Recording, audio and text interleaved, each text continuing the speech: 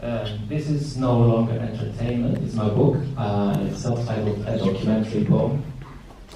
And it documents a period of about 4 years, roughly 2014 to 2017, exclusively through the comment sections on media websites and YouTube clips and various other platforms. It's in 71 sections. I'm going to read 4 or 5 sections back and forth in numbers. Okay.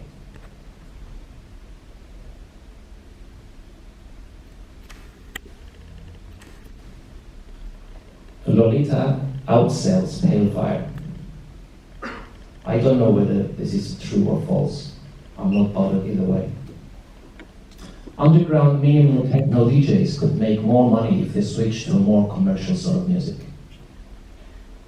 I hope you washed out your keyboard after typing that. Personally speaking, I won't read anything self-published unless recommended by someone whose taste I trust at least a little. I read a very well-reviewed ebook on Amazon called, I think, The Stone Man, or at least the first 20 to 30 pages. It was terrible, genuinely terrible. I only read novels of between 150 and 200 pages, written by people from the Slovak town of Komárno. Oh, come on. I have a full-time job. I read on the bus to work. I am from that demographic of women over a certain age who tries to read books. Also, I find that my local library has a bias towards chick-lit type books. I watched a friend write a book about historical themes that was very interesting. Trenchtown Rocks. Bob Marley told me, I knew him. It'll just get cooler. I'm sitting outside, hogging your Wi-Fi. Thanks for the password.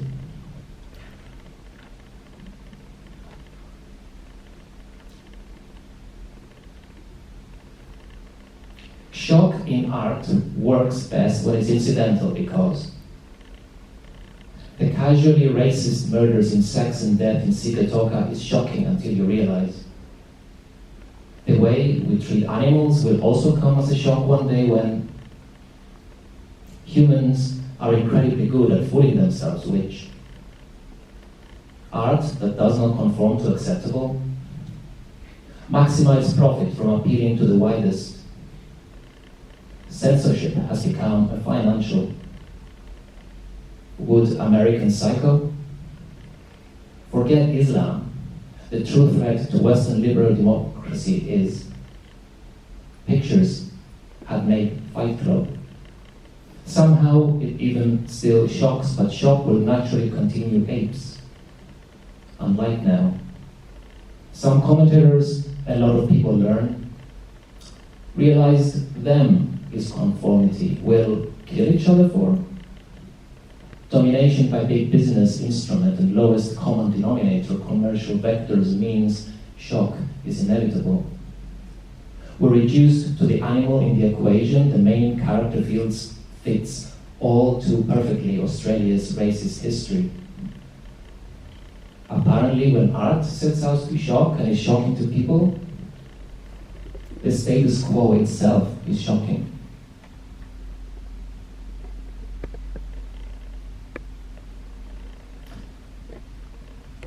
Easy to say that because of not being Irish you're being discriminated against. Mostly Irish people are very nice. These so-called equality officers are biased. There is something sinister about the Tesco's quest for power. In one store I found a few of the workers there, bullies, who were sneering slanderers. I tried to get St. Patrick's Day off and I was told no because 2 other Polish people had it off. Another case why multiculturalism will not work here. Why can't we just put a noose around Ireland's neck and hang ourselves? Sorry it happened in Sligo because it's a place I like going to. Only have a story here.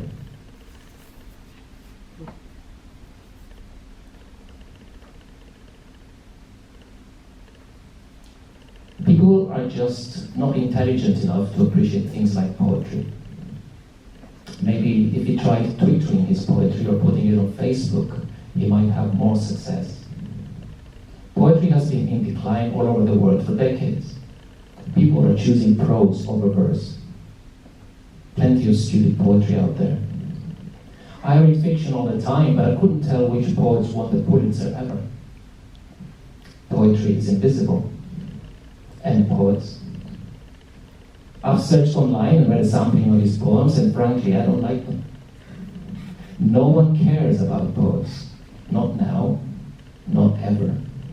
Plus, as Martin Amis says, they can't drive. Maybe because poetry really isn't very important or actually that interesting. Songs without music, writing without precision or specificity. I like poets and poetry, but expecting anyone to care is silly.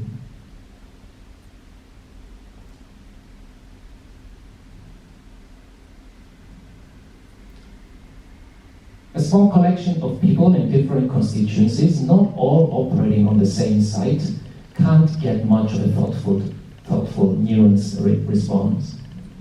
Do they think everyone should be chemically castrated on their 40th birthday? Do you think anyone over the age of 45 is not allowed to think about sex? Commentary in 40 characters doesn't reflect public opinion. A number of people displayed a far greater understanding of meter and Skansian than middle-aged women going hysterical for Twilight's Taylor Lochner, who was like 17. How much grief did Caroline Flack get for dating Harry Styles? Call her a lech, yes, free speech is wonderful.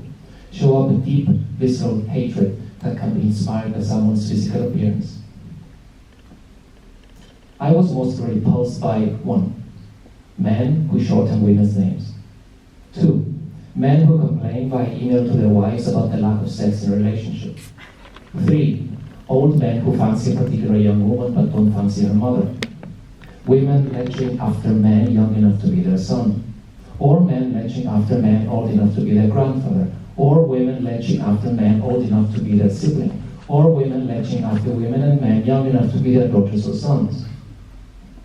Creepy young girls going into the lift with someone who, after a few seconds of uncomfortable silence and awkward conversation, got out.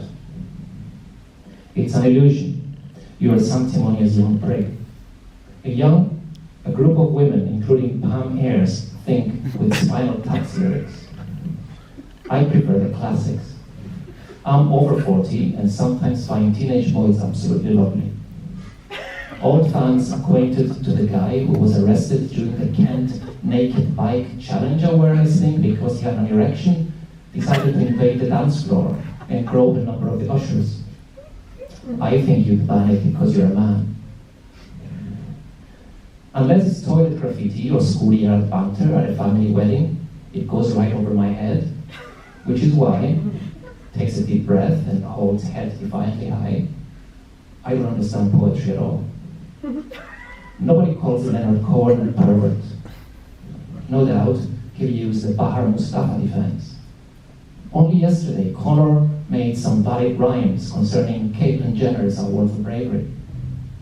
I read about this on Twitter.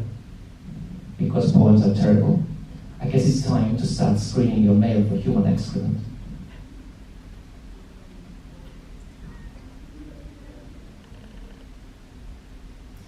There's a wider conversation, though, about the extent to which society values its artists. As it has always been, the people who are getting rich are not black musicians. If Prince had been born 30 years earlier, he would have been a bebopper. This is the Beatles becoming essentially a studio band after 1966. People need to write the code, design the systems, etc. Why should musicians, authors, etc. earn vast sums of money? All e-commerce innovation happens in the porn industry. Why should anyone get paid if cavemen didn't? Why pay the plumber at all? Does Prince get paid if I flush the toilet? This comment is very lightweight. Even though I like panpipes and also glockenspiels, I didn't have the patience to carefully read it. I used to think that talent was the magic formula, and either you had it or you didn't. In about 91, a dude at uni showed me his computer, which was connected to computers all over the world. Blue screen with white text on it. He was breathless with excitement. I shrugged, failed to see the point or possibility, and went for lunch.